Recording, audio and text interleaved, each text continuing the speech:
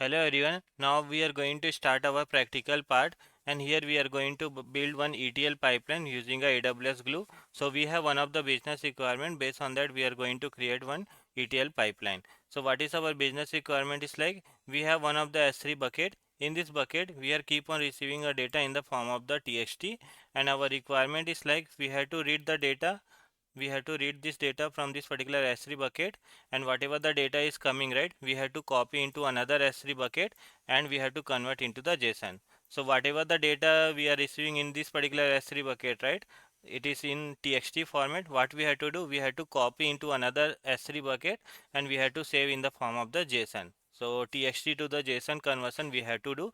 This is our requirement, and for that we have to build a ETL pipeline so that on a daily basis it will read the data from this S3 bucket and it will copy into another S3 bucket and it will save in the form of the JSON. We are also going to use a crawler and the catalog to maintain the data, to maintain the metadata information.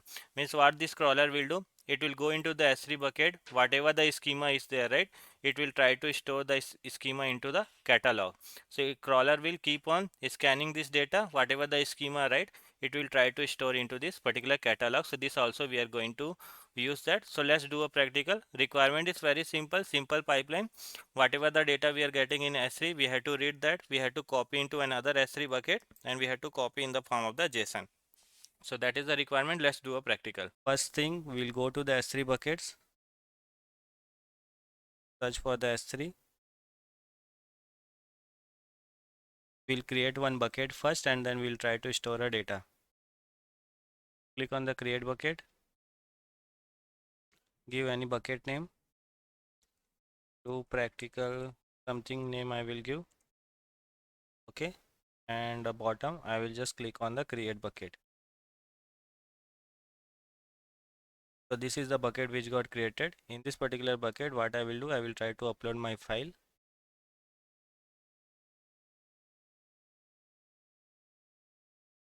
So this is the sales TXT or CSV format data which is available, so that I will try to upload.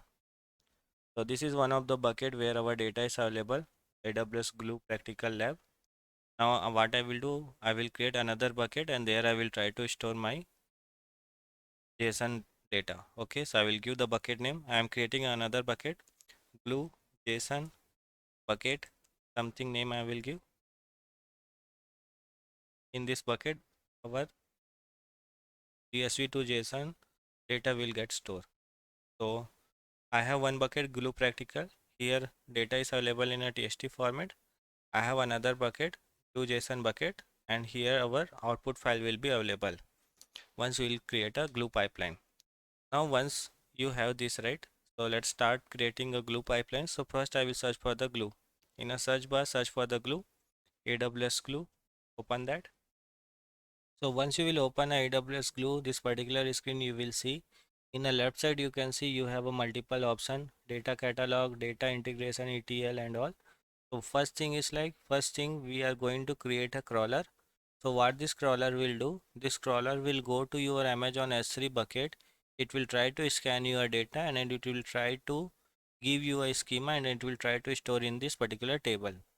So for that, first thing is to create a crawler. How actually we can create a crawler? Click on this crawler, click on the create crawler, give a crawler name. So we are giving the crawler name as a sales. You can give any name. Next, after that you have to specify your data source. So we are going to select add a data source. So where your data is available, our data is available is Amazon S3, so we will select that. If you have a data that is available in another source like DynamoDB, JDBC connection, you can select from here also. Now after that, network connection is optional. After that we have to select the S3 path. So where actually your data is available, so we'll select this browse S3. So this is the particular bucket where our data is available, right? So we'll select that. So we'll select this particular bucket and we'll select the, okay. After that, give the slash and the create all subfolders. So we get a multiple option. So suppose in your particular bucket you have a multiple folders, and all the folders, if you want to scan your data, so you can select the create all subfolder or any specific folder. out based on any event you want to scan, so that actually you can select. So we are selecting only the bucket and we are giving the slash. We'll click on the add on S3 data source. After that you can see we have a custom classifier. So suppose we want to give any classifier, so that actually you can specify from here, like what is your classifier name. So let me give the classifier name also, and what is the format. So our data is available in a CSV, right? So we will select the CSV format, and it is the comma separated, and this kind of the option you can select. And after that you have to click on the create. So classifier also we have given, and after that we will select from here classifier. This is the sales one, so I will select that. This is the classifier name. Go to the next. After that we are going to create a IAM role. So we will click on the create new IAM role, because we are going to create a new IAM role. And what is the, so I will give the sales project something. You can give any name so that you can identify it. And after that we will refresh it, and the sales project, this is the IAM role I will select. Later if any permission is required, we can add that. And after that the database. First thing we have to create a database so that our schema we can store in any table. So we'll click on the add a database, give the database name. So I'll give a database name as a sales project, and click on the create database. So this is the sales project database we have created, and from here we can select that sales project. This is the database where I want to store my schema. And after that you can see crawler schedule. So we get a multiple option. You want to schedule your crawler on a hourly basis, daily, weekly, monthly, you can select from here. As of now I will go on the on demand. So means you want to run on a crawler on a hourly, monthly, weekly basis, that you can select that. And after that click on the next, and you can see these are the property which you have set up. The type also we have selected the CSV, and click on the create crawler. Now after that go to the crawler, and you can refresh this so that you will be able to see your crawler. So this is the sales crawler we have created. Select that and click on the run. Now you can see starting crawler. Your crawler is starting. Once the crawler will complete, right, what actually it will happen, left side you can see in a database you have a sales project, right? Go to the table. In the table, one table will get created with all your schema, and that schema is nothing but it is a reading a data from your Amazon S3, and it will try to create one table and it will try to score your schema. So that is the advantage you get with the help of the crawler. So let's see it to be completed, and then we'll see. Now you can see crawler is completed, and you can see in the right side, right, one table got created, it is showing. Now what we will go to, left side you go to the table, refresh it. You will see this is the particular table which got created, and here we should be able to see the schema. So if I'll show you my file, so this is the file which I have, customer ID, product name, and the sales. What actually it did, it tried to scan your data source, and it will try to give you the schema. Like it automatically detected the column name customer ID, and it detected as a integer, product name it detected as a string, and the sales it is detected as a integer. And here also you can see customer ID, product name, and the sales we have. So that is how actually it automatically predict the schema of your table. After that what we will do, in the left side the data catalog we have created, right? Now what we will do, below you can see ETL jobs, so click on the ETL jobs. Now we will try to create a pipeline. Now once you will click on the ETL job set, you can see this particular option. So here you get a multiple option, visual ETL, or through a notebook you want to create, or through a script you want to create. So first we will see the visual ETL one, so I'll click on the visual ETL. Now you can see here it is showing option like source, transform, target, and the popular.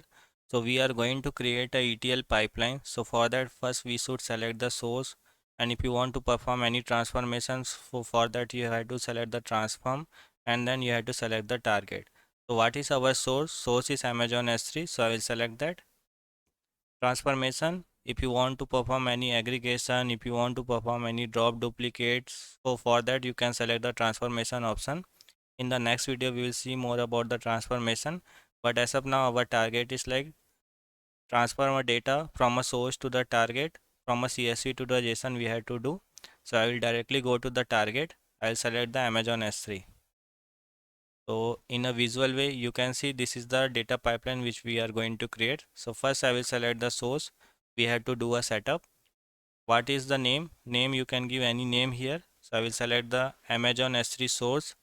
What is the source type? Source type is the data catalog which we have created. So that we will select. First you have to select the database. So sales project is the database which we will select here. The table you have to select. So this is the table we have created. Now in the left side you have to select the IAM role, and you will be able to see your data whether it's working fine or not. So select that, and now you can see data preview. You will be able to preview your data. So customer ID, product name, and the sales, we are able to preview our data, means our source is now ready. Now I will select the target. So I'll click on the target. Format, on which particular format we want to save. So I will select the JSON. Name, you can give any name. So name we have given. Format we will save as a JSON format. Compression, if you want to compress data you can select that, but as of now I will select the none. After that you have to click on the save. So you can give, you can say here it is giving error. You have to first assign the job name. So I'll give the job name as a sales. After that I'll click on the save. Your glue job is now ready, but before that first you have to give the target location also, S3 target location. So click on the browse S3, and where actually you want to save. We want to save in a glue JSON bucket. So this is the bucket where we want to save. Now you can see the target also, it is showing the green mark. After that click on the save. Now your glue job is ready. Go to the script. You can see automatically script got generated. So that is the advantage we get. So with the help of the visual itself, our script got generated, and here we can do a modification if any requirement is there. So that is the advantage we get. After that what we will do, click on the job details, and we will try to set up our job. So first thing is to give a IAM role. So this is the IAM role we have created. So what we will do, we'll try to assign a policy here. We will try to assign a Amazon S3 read and write access. So I will open a IAM role here, open in a new tab. Go to the, in the left side you can see roles, right? Select the roles, search for the role you have created. So I'll search AWS Glue sales project, right? So I will select that. Add a permission, click on the add permission. As of now only the Glue service role is available. I'll try to attach a policy here. So what is the policy I want to attach? I want to attach a Amazon S3 full access. So that is the policy I am going to give here. Amazon S3 full access. Click on the add permission. Now our glue is, our roles are ready. We have a permission here. Now go to the glue job again.